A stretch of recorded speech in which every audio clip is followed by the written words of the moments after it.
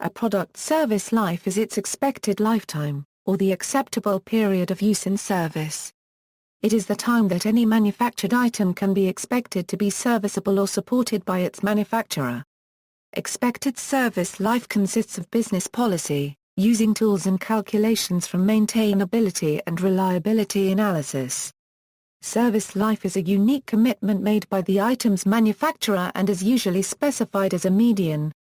Actual service life is the maximal recorded life of a product. Service life is different from a predicted life, or MTTF-MFOP.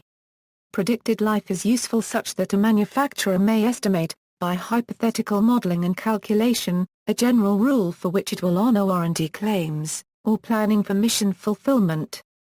The difference between service life and predicted life is most clear when considering mission time and reliability in comparison to MTBF and service life.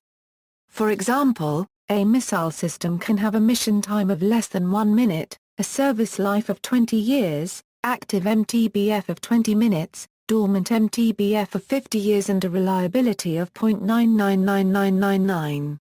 A consumer item will have different expectations about service and longevity based upon factors such as use, cost, and quality. Product strategy: manufacturers will commit to very conservative service life, usually 2 to 5 years for most commercial and consumer products. However, for large and expensive durable goods, the items are not consumable, and service lives and maintenance activity will factor large in the service life. Again, an airliner might have a mission time of 11 hours, a predicted active MTBF of 10,000 hours with maintenance, a reliability of 0.99999 and a service life of 40 years. The most common model for item lifetime is the bathtub curve, a plot of the varying failure rate as a function of time. During early life, the bathtub shows increased failures, usually witnessed during product development. The middle portion of the bathtub, or useful life, is a slightly inclined, nearly constant failure rate period where the consumer enjoys the benefit conferred by the product. As the time increases further, the curve reaches a period of increasing failures, modeling the product's wear-out phase. For an individual product, the component parts may each have independent service lives, resulting in several bathtub curves. For instance, a tire will have a service life partitioning related to the tread and the casing. Examples: for maintainable items, those wear-out items that are determined by logistical analysis to be provisioned for sparing and replacement will assure a longer service life than manufactured items without such planning. A simple example is automotive tires. Failure to plan for this wear-out item would limit automotive service life to the extent of a single set of tires. An individual tire's life follows the bathtub curve, to boot.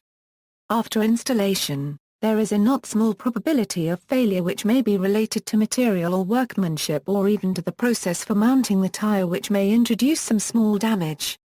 After the initial period, the tire will perform, given no defect, introducing events such as encountering a road hazard, for a long duration relative to its expected service life, which is a function of several variables. After a period, the failure probability will rise. For some tires, this will occur after the tread is worn out. Then, a secondary market for tires puts a retread on the tire, thereby extending the service life. It is not uncommon for an 80,000-mile tire to perform well beyond that limit. It may be difficult to obtain reliable longevity data about many consumer products as, in general, efforts at actuarial analysis are not taken to the same extent as found with that needed to support insurance decisions. However, some attempts to provide this type of information have been made.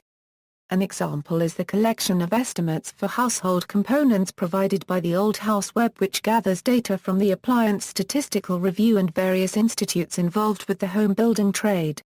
BOL and EOL, for certain products, such as those that cannot be serviced during their operational life for technical reasons, a manufacturer may calculate a product's expected performance at both the beginning of operational life and end of operational life. Batteries and other components that degrade over time may affect the operation of a product. The performance of mission-critical components is therefore calculated for EOL, with the components exceeding their specification at BOL.